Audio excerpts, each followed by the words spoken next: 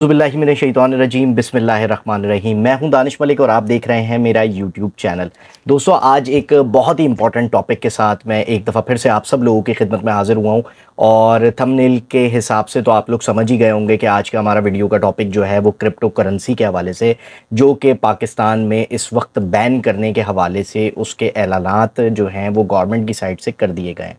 Crypto currency जो है वो एक बहुत ही अहम और बहुत ही सीरियस मुद्दा इसलिए क्योंकि पाकिस्तान के अंदर पाकिस्तानियों के हज़ारों लाखों रुपए जो हैं वो क्रिप्टो करेंसी के ऊपर इन्वेस्ट हुए हुए हैं। और इस तरह से यकदम गवर्नमेंट की साइड से ये बयान आना कि क्रिप्टो करेंसी जो है उसको बैन किया जा रहा है पाकिस्तान के अंदर, तो इससे एक तशवीश की लहर जो है वो तमाम उन लोगों के अंदर दौड़ चुकी है जो लोग क्रिप्टो करेंसी के अंदर इस वक्त इन्वेस्ट करके बैठे हुए हैं। दोस्तों, इसी के साथ साथ मैं आपको बताता चलूं कि स्टेट बैंक और वफाक ने प्लान जो है वो अपने बनाना शुरू कर दिए हैं कि आया इसको किस तरीके से बैन किया जाएगा और उसके क्या कॉन्सिक्वेंसेस होंगे और आया इसको बैन करना भी चाहिए या नहीं करना चाहिए। ये सारी मुशावरत के बाद एक हतमी फ़ैसला किया गया है कि क्रिप्टो करेंसी को पाकिस्तान के अंदर बैन कर दिया जाए। अब मैं एक आपको बात बताता चलूं, क्रिप्टो करेंसी के बेताज बादशाह पाकिस्तान के जाने और माने फेज़ जो है क्रिप्टो के हवाले से बहुत ज़्यादा प्रोमिनेंट रहे हैं और इसी के साथ साथ क्रिप्टो को बहुत ज़्यादा प्रमोट भी करते रहे।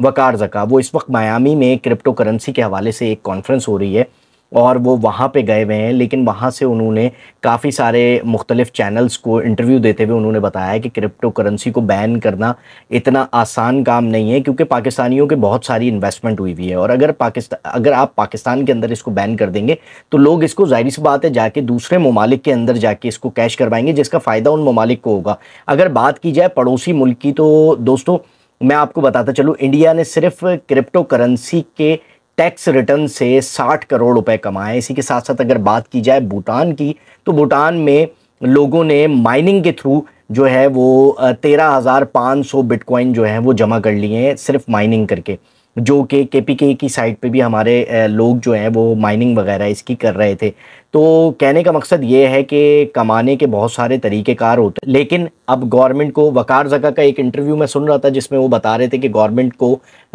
ठीक तरीके से इसको किसी ने समझाया नहीं है कि आया वो इसको क्यों बैन कर रहे हैं और इसको बैन नहीं करना चाहिए, इससे पाकिस्तान का बहुत ज़्यादा फ़ायदा है। और वकार ज़का का यही कहना था कि इसको पाकिस्तान के अंदर चलते रहना चाहिए, इससे आईटी सेक्टर के अंदर जो है वो बहुत ज़्यादा जॉब्स क्रिएट होंगी। अगर लोग वेबसाइट्स बनाते हैं और क्रिप्टो का कारोबार जो है वो स्टार्ट हो जाएगा तो बहुत सारे लोग जो हैं इससे इंगेज हो जाएंगे। वैसे ही हमारा मुल्क जो है वो बहुत सारे सरकमटेंसेस से इस वक्त गुजर रहा है और माशी हालात जो है हमारे बिल्कुल भी अच्छे नहीं हैं। दोस्तों, इसी के साथ साथ मैं आपको बताता चलूं कि वकार ज़का का ये भी कहना था कि इस वक्त पाकिस्तानियों के क्रिप्टो करेंसी में जो पैसे इन्वेस्ट हुए हैं वो 26 मिलियन डॉलर्स जो हैं वो इस वक्त पाकिस्तानियों के इन्वेस्ट हुए हैं। तो वो आया वो अगर आप इसको बैन कर देंगे तो वो ये पैसा जो है वो आपके कहाँ पे कैश करवाएंगे? ज़ाहिर सी बात है वो इनको कैश करवाने के लिए कोई ना कोई जगह चाहिए। अगर आप इसको पाकिस्तान में बैन कर देंगे तो वो दूसरे ममालिक में जाकर इन पैसों को कैश करवाएंगे, जिसका फ़ायदा जो है उन ममालिक को होगा। ज़ाहिर सी बात है टैक्सेस वगैरह दूसरी मद में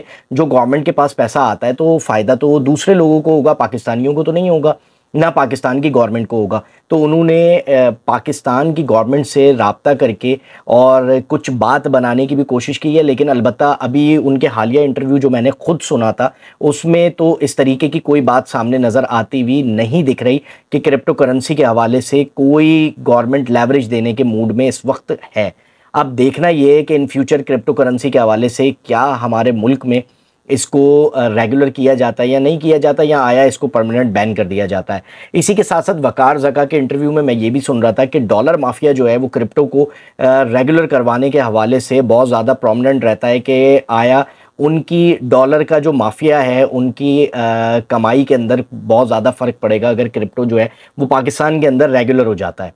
तो एक ये भी वैलिड पॉइंट है, इस पॉइंट की तरफ भी गवर्नमेंट को सोचना चाहिए, देखना चाहिए कि आया क्योंकि हमारे मुल्क में आप लोगों को पता है कि क्रिप्टो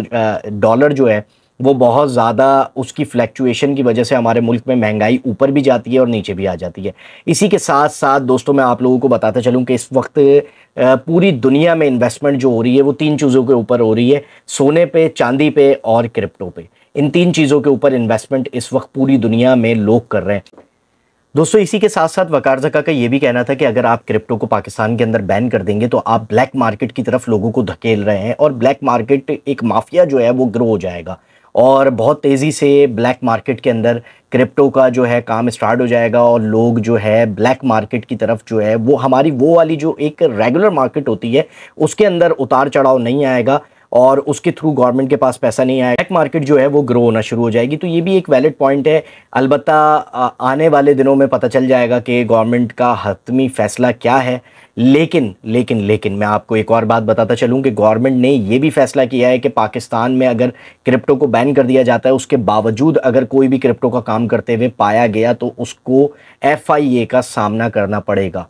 तो लिहाजा ये सारी चीज़ें हम सब लोगों के सामने हैं। इंशाअल्लाह ताला नेक्स्ट वीडियो तक एक दफ़ा फिर आप सब लोगों की खिदमत में दोबारा से हाजिर होंगे। तब तक के लिए आप सब लोगों से इजाज़त चाहूँगा। अल्लाह हाफ़िज़।